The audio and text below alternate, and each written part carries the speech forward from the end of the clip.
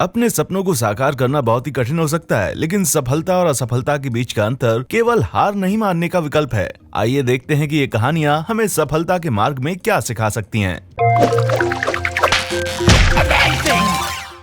Number 10, कुआं। 2016 में भारत का एक छोटा सा गांव भीषण सूखे से पीड़ित था। स्थानीय कुएं सूख गए थे। गांव के एक गरीब मजदूर बापूराव ताजने की पत्नी को पास के ही कुएं के मालिक ने पानी देने से इनकार किया और उसके बाद ताजने ने कसम खाई कि उसके परिवार को फिर कभी किसी से पानी के लिए नहीं पूछना पड़ेगा। वो अपना कुआं खोदने जा रहा था, इसलिए कुछ नए उपकरण और बड़ी इच्छा शक्ति के साथ उन्होंने खुदाई शुरू की। ताजने के पास खुदाई का कोई प्रशिक्षण नहीं था, इस कारण ग्रामीण ने उसका मजाक उड़ाया, लेकिन ताजने को रोका नहीं जा सकता था। वो खुद पर विश्वास करता था। हर दिन जल्दी उठता, काम पर निकलने से पहले 4 घंटे खुदाई करता था, फिर घर लौटने पर 2 घंटे और करता। लगातार 40 दिनों तक उसने अकेले खुदाई की, जब तक कि उसे पानी नहीं दिखाई दिया। अब वो अपने गांव के लोगों को पानी देता है, जिसमें वे लोग भी शामिल हैं जिन्होंने उसका मजाक उड़ाया था। क्या हम प्यासे हैं? किसी ने यहाँ कुआं खोदा तो कितना अच्छा होगा। अरे रुको, मैंने खोदा, शर्म करो, मुझे तुम पर भरोसा नहीं था। नंबर 9, अली मामा। जैक मा बापूराव ताजने की तुलना में थोड़ा अधिक फेमस है। 1999 में ई कॉमर्स दिग्गज अलीबाबा की स्थापना के बाद से मा तकनीक और व्यापार उद्योगों में एक विशाल कंपनी बन गई है। 36.2 बिलियन डॉलर की नेटवर्थ के साथ मा ने अपनी मजबूत दृष्टि और इंटरनेट की व्यावसायिक क्षमता को समझने के कारण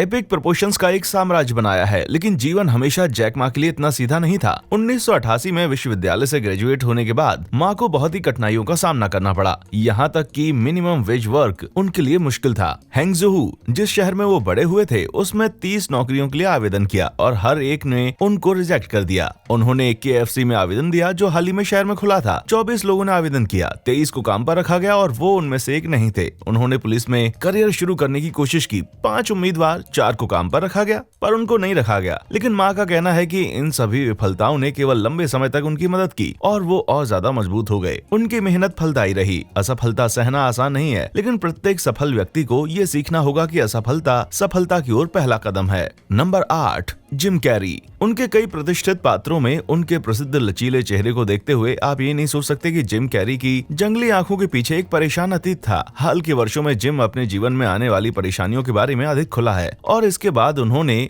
परफॉर्मेंस के प्रति अपना दृष्टिकोण बदला है। हालांकि अपनी ऊंचाई पर कैरी ने अपने पागलपन, ऊर्जावान सार्वजनिक व्यक्तित्व छवि से कभी बाहर नहीं निकले और ये मानना आसान होगा कि ये एक खुशहाल और लापरवाह जीवन का परिणाम था। पर सच्चाई आपको जिम कैरी के बारे में पुनर्विचार करने के लिए मजबूर कर देगी। जिम का बचपन कठिन था। जब उसके पिता ने अपनी नौकरी खो दी तो परिवार पर कठिन समय आया और जिम को 10 साल की उम्र में फैक्ट्री में लंबी शिफ्ट में काम करना पड़ा। हर बार जिम ने खुद को उसी ऊर्जा के साथ पेश किया क्योंकि वो 15 साल की उम्र से अपने व्यक्तित्व को गढ़ रहे थे। 16 साल की उम्र में कॉमेडी का पीछा करने के लिए जिम ने स्कूल छोड़ दिया। सफलता की राह पर उसे परेशानी और दरिद्रता का सामना करना पड़ा। जिम के मुताबिक अपने कॉमेडी करियर को गंभीरता से लेने के लिए LA चले गए। LA चले जाने के बाद वो अमीर पड़ोसियों से मिलते और सितारों के बीच रहकर अपने भविष्य की कल्पना करते। कई वर्षों तक वो मौके के लिए संघर्ष करता रहा और रास्ते में विफलताओं की एक श्रृंखला थी। ये एक स्व सहायक गुरु से कुछ टिप की तरह लग सकता है, जिसने आपको कुछ $1000 से ठगा है। 80 के दशक में जिम ने 1995 के थैंक्सगिविंग के लिए खुद को $10 मिलियन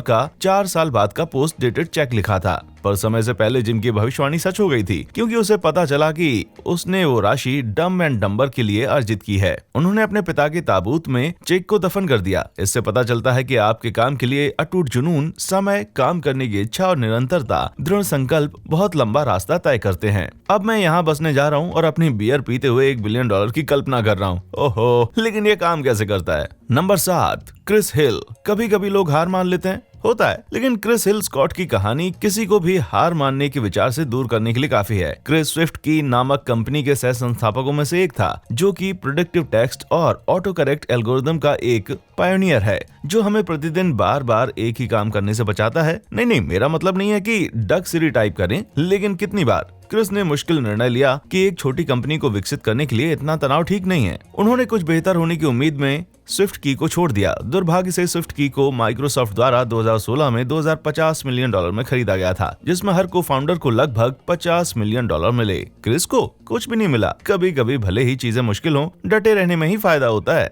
नंबर 6, स्टीफन किंग। महानता के रास्ते पर चरम संघर्ष का एक और प्रसिद्ध उदाहरण स्टीफन किंग की धीमी गति से प्रसिद्ध है, लेकिन उनका प्रसिद्ध जीवन आसान नहीं रहा। मादक पदार्थों और शराब की लत राजा के जीवन की प्रसिद्धि की राह पर आई कुछ सबसे बड़ी कठिनाइयां हैं। राजा का बचपन कठिन था। जब वो एक शिशु था, उसके पिता ने अपने परिवार को छोड़ दिया, अपनी माँ को उसके बच्चों को अकेले पालने के लिए छोड़ दिया और एक बच्चे के रूप में राजा ने देखा कि उसका एक दोस्त ट्रेन से मारा गया। अपने व्यस्त जीवन में वर्षों तक राजा ने गुजारा करने के लिए एक लेखक के रूप में अथक परिश्रम किया। वो और उसकी पत्नी एक ट्रेलर में रहते थे। वे रोजमर्रा की जरूरतों को पूरा करने के लिए कई नौकरियों में काम करता था। आखिरकार उन्होंने 1973 में अपना पहला उपन्यास कैरी बेच दिया, जिसे 2 साल बाद बेहद सफल फिल्म में बदल दिया गया। कठोर और दुर्भाग्यपूर्ण जीवन जीने के बावजूद राजा की दृढ़ता ने उसे अंततः सफलता दी। मैं बस इसकी कामना करता हूँ कि कोई इतना भी अच्छा ना हो कि मैं अपने से ही डर जाऊं। क्या ये कोई जोक था? नहीं, thank you. Number 5, Ronald Wayne. जल्दी ही हार मानने का सबसे बुरा उदाहरण रोनाल्ड वेन है। 1976 में वेन ने कैलिफोर्निया में एक कंप्यूटर हार्डवेयर कंपनी स्थापित करने में मदद की। शुरू में कंपनी के बारे में आशावादी वेन जल्दी ही संभावित फाइनेंशियल लॉस के बारे में चिंतित हो गए, जो अनुमानित भी था। मात्र 12 दिनों में उन्होंने अपने 10% शेयर को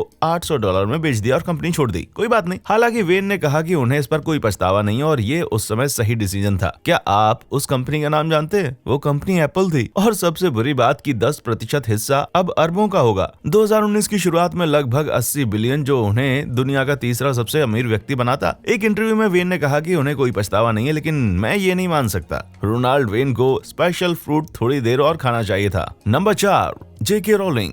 सभी समय की बेस्ट सेलिंग पुस्तक श्रृंखला के लिए जिम्मेदार किसी व्यक्ति के लिए जिस पर वीडियो गेम, थीम पार्क और एक से अधिक फ्रेंचाइजीज मूवी बनी, वो एक निरपेक्ष मेमथ मनी मशीन के रूप में विकसित हुई। ये अजीब लगता है कि जेके रोलिंग खुद को लगभग 1995 विफलता के रूप में बताती हैं, लेकिन रोलिंग के लिए दौलत और प्रसिद्धि की राह बहुत कठिन थी। पहली हैरी पॉटर पुस्तक के लेखन के दौरान अपनी माँ की मृत्यु के बाद रोलिंग गहरे डिप्रेशन में थी, जिससे वो बार बार संघर्ष करती रही। तलाक के बाद उनकी हालत बद से बदतर हो गई, जिसके बाद रोलिंग ने अपनी बेटी को अकेले ही बड़ा किया। कठिन समय में काम पाने में असमर्थ और बेरोजगारी के दौरान रोलिंग ने अपने लेखन में राहत पाई। उसने बहुत मेहनत की और अपना सर्वश्रेष्ठ प्रदर्शन करते हुए यहाँ तक कि अपने 90,000 शब्द के डेब्यू उपन्यास द फिलोसोफर स्टोन की प्रत्येक प्रति को मैनुअल रूप से टाइप करते हुए, क्योंकि वो कंप्यूटर प्रिंट का खर्च नहीं उठा सकती थी। अनगिनत रिजेक्शंस के बाद उनका उपन्यास ब्लूमबरी पब्लिशिंग के एडिटर को उसकी 8 वर्षीय बेटी ने उसे प्रकाशित करने के लिए मना लिया। सभी बाधाओं को पार करके जेके रोलिंग प्रतिकूल परिस्थितियों के बावजूद सफलता का सबसे बड़ा उदाहरण है, जिसने कभी हार नहीं मानी। Number 3, Walt Disney. अपने आप में एक विवादास्पद व्यक्ति, वॉल्ट डिज्नी एक ऐसे व्यक्ति का शानदार उदाहरण है जो दृढ़ता से कठिनाई का सामना करके एक साम्राज्य का निर्माण कर रहा है। जब वॉल्ट ने 17 साल की उम्र में फैसला किया कि वो एक कलाकार बन जाएगा, तो उन्हें अपने परिवार से विरोध सहना पड़ा, जो चाहते थे कि वो पारिवारिक व्यवसाय में शामिल हों। लेकिन उसके मन में क्या था, ये कोई नहीं जानता था। वॉल्ट ने अपने शुरुआती दिनों में एक विज्ञापन कंपनी और अखबार में काम किया। उन्हें अखबार से निकाल दिया गया। उनके बॉस ने उनको बताया कि उनके पास कल्पना और अच्छे विचारों की कमी है, लेकिन उसने आसानी से हार नहीं मानी। वॉल्ट ने अपना स्वयं का एनिमेशन व्यवसाय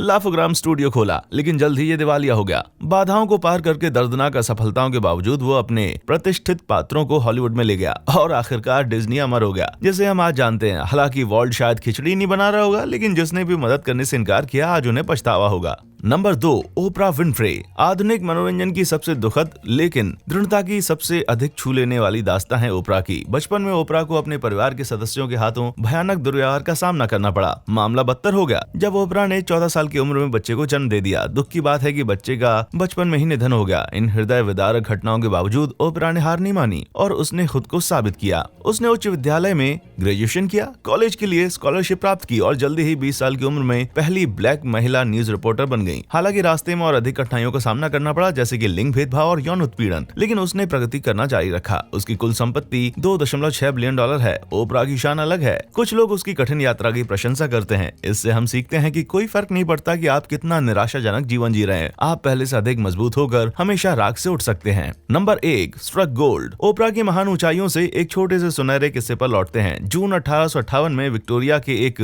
खनिक समूह ने ऑस्ट्रेलिया में एक साथी को छोड़कर सभी ने काम से एक ब्रेक लेने का फैसला किया। चट्टानों में दबे हुए धन की खोज करने से प्रेरित वो काम करता रहा। जब उनके सहयोगी वापस लौटे तो उन्होंने उसको फर्श पर बेहोश पाया। कुछ जांच के बाद उन्होंने इसका कारण देखा। सोने की एक डली 18 इंच लंबी चट्टान में। उसे देखने के बाद मानो ना मानो वे सभी तुरंत बेहोश हो गए। ऐसी यही एकमात्र कहानी नहीं है। नेपोलियन हिल की classic self help book think and grow rich में वो एक आदमी कहानी को याद करता है जो 19वीं शताब्दी के अमेरिकी फ्रंटियर की सोने की खोज कर रहे भीड़ का हिस्सा था। धन की उम्मीद में उसने अपनी सभी बचत को खनन उपकरणों में डाला और अपना भाग्य बनाने के लिए निकल पड़ा। उसे बहुत जल्द सोना मिल गया और अच्छा लाभ भी मिला, लेकिन उनको खनन का कोई ज्ञान नहीं था और जल्दी उनका भाग्य पलटा। खदान का सोना समाप्त हो चुका था। उन्होंने अपनी मशीनरी को कबाड़ व्यापारी को बेच दिया और निराश होकर टूटकर घर वापस आ गया। कबाड़ विक्रेता बहुत ही स्मार्ट था। उसके एक इंजीनियर खाली खदान की जांच की। उसने जो पाया वह अविश्वसनीय था। इंजीनियर ने स्पष्ट किया कि पिछले मालिक के ज्ञान और अनुभव की कमी के कारण उसे महसूस नहीं हुआ कि न केवल वहाँ बहुत अधिक सोना था, बल्कि ये केवल 3 फीट की दूरी पर था, जहाँ से अंतिम आदमी ने खुदाई करना बंद कर दिया था। कहने की जरूरत नहीं कि कबाड़ व्यापारी को कभी भी कबाड़ का व्यापार नहीं करना पड़ा। सोने की परत चढ़ाने वाली ये कहानियां कालातीत सबक के रूप में काम करती हैं। जो प्रयास, समय या धन की बर्बादी के डर से बहुत जल्दी हार मान ले, उससे बहुत बड़ी कीमत चुकानी पड़ सकती है। ये हमेशा आसान नहीं होता, लेकिन मुश्किलों से गुजरना और हार ना मानने से हमेशा कुछ अच्छा ही होगा। आपके सफलता मापने का दृष्टिकोण भी बदल सकता है। मुझे कठिनाई की स्थिति में सफलता की कहानियों को सुनना बहुत अच्छा लगता है।